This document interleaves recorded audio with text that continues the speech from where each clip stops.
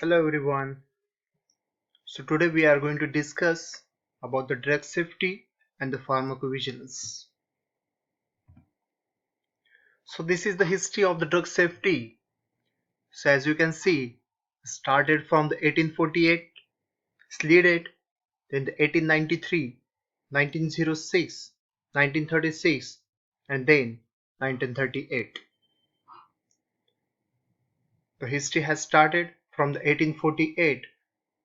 A 15-year-old Hannah Greener died in the course of the routine anesthesia with a chloroform. So the journey of this drug safety has started from this case. Also, there are some different kinds of theories which are happen in 1961, 1962, 1963, 1964, 1965, 1968, and the 1990. So now the question arises, are the drugs safer today or not?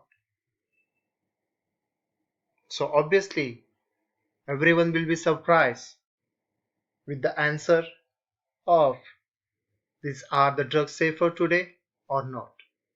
So as you all know, these drugs are the foreign material for us.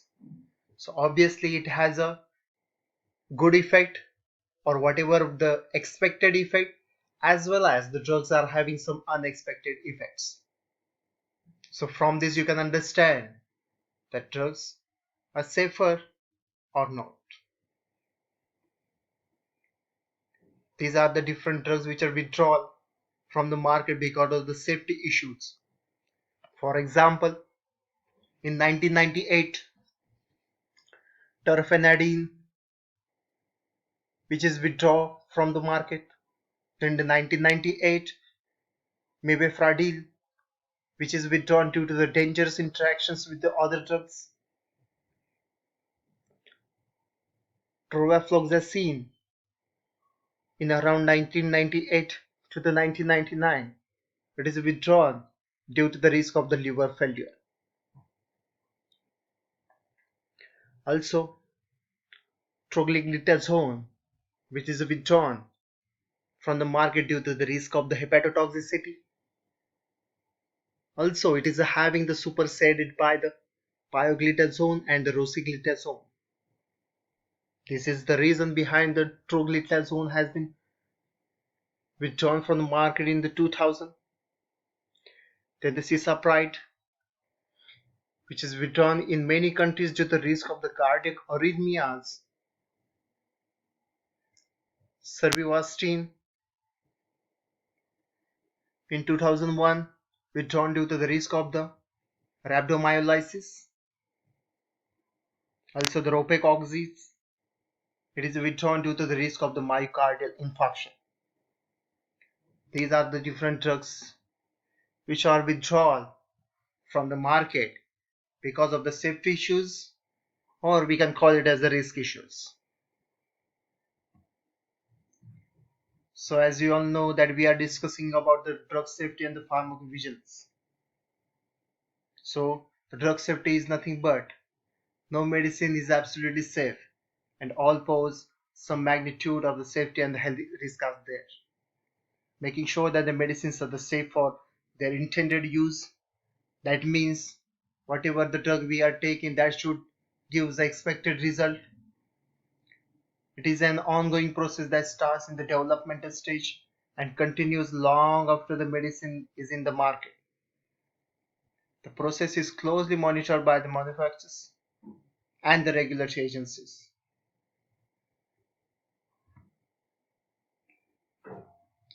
So the pharmacovigilance, the main criteria, which is the main phase, which is a marketed phase, we can call it as a post-marketing surveillance in the clinical trial phase 4. This term comes into that phase 4. So pharmacovigilance, this word is made up of the two different words. That is nothing but the pharmacon and the vigilare. The pharmacon is nothing but the drug and the vigilare is nothing but to keep watch. So obviously the meaning of this pharmacovigilance is nothing but keeping eye or to watch the medicines or the watching carefully in order to avoid the danger. So this pharmacovigilance which comes into for keeping eye on the investigational products as well as some marketed products.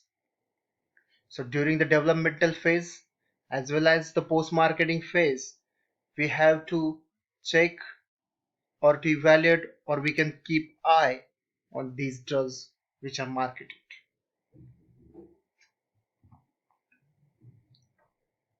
So this is the drug development phases, or we can call it as a preclinical as well as the clinical phases are there.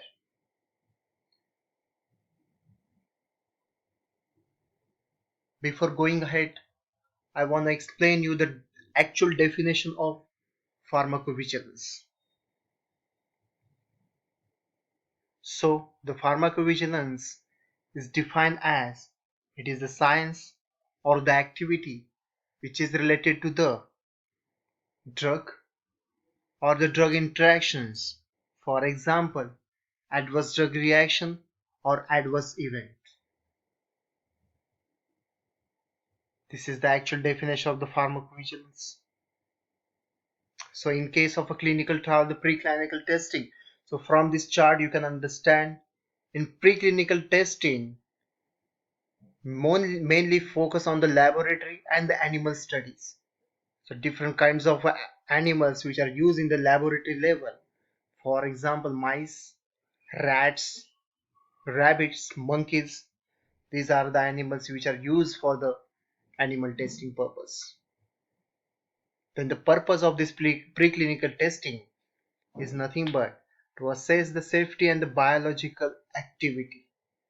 This is the actual purpose of this drug development. Obviously, it will take a time, so the duration which is required when the drug is coming for the preclinical testing, it will take 1 to 2 years.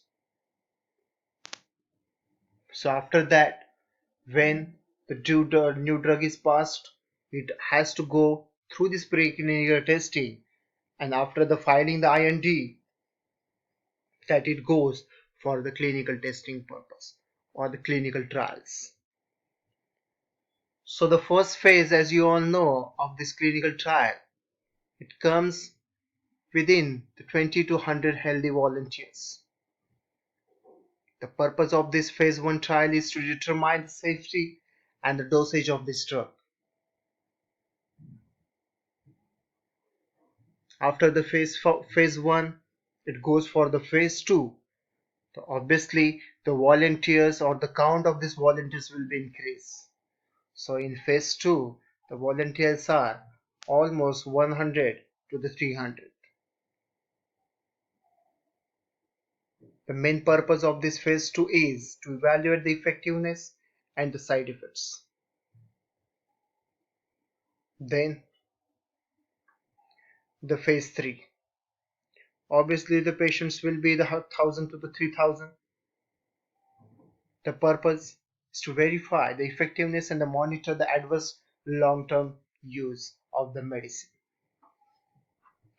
Finally, the file to the NDA, and after this phase 3, the major phase behind this pharmacovigilance it is phase 4, that is post-marketing surveillance.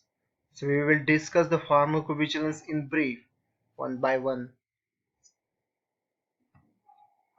So as I told you, the actual definition of the pharmacovigilance is it is the science and the activities which is related to the detection, assessment, understanding and the prevention of adverse effects or any other possible drug related problems, for example interactions, adverse drug reactions, some medication error, abuse, misuse or overdose, or some may have addiction to that drug.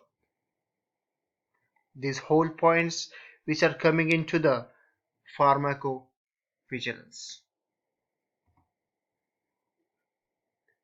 Yes, so as you all know, these pharmacovigilance deals with the adverse drug reaction or adverse event. So the adverse event or the adverse experience, it is nothing but it is any untoward medical occurrence that may occur during the treatment of with a pharmaceutical product, but which does not necessarily have a causal relationship with this treatment. Then adverse drug reaction.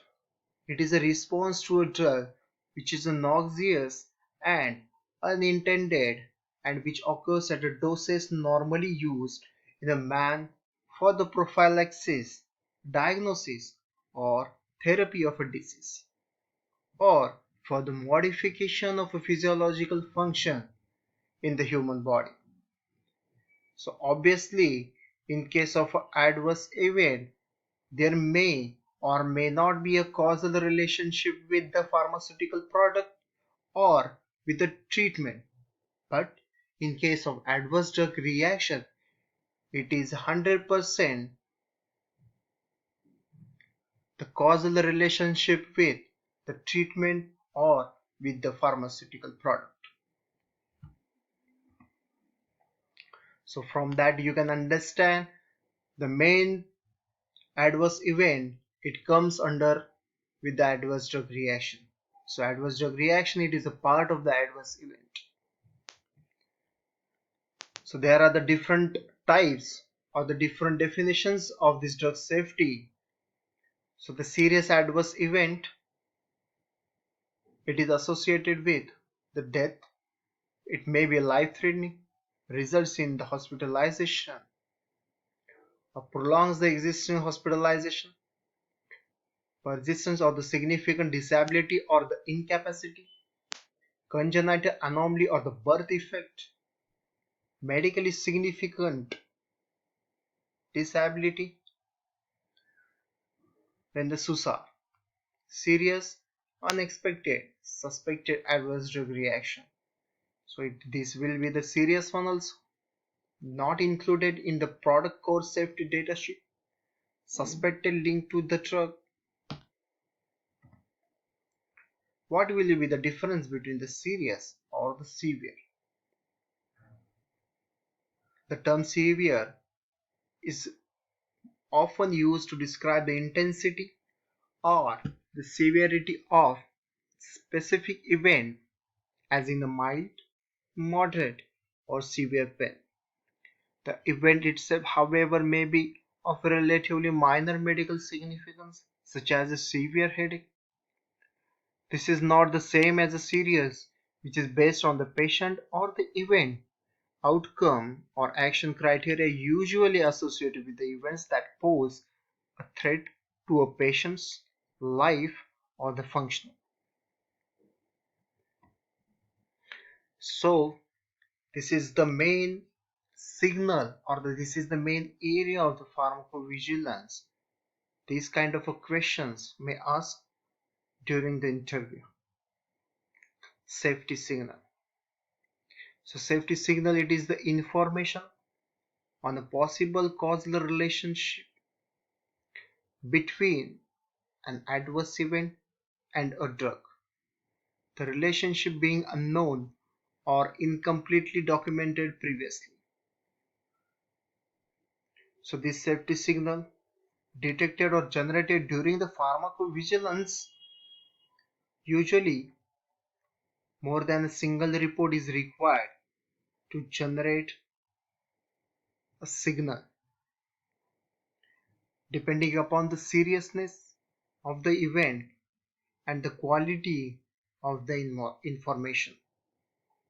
So this is it. We have discussed about the drug safety and the pharmacovigilance in brief. Also the clinical trials, different phases, what is safety signal, what is drug safety, the actual definition of pharmacovigilance and the drug safety that we have discussed.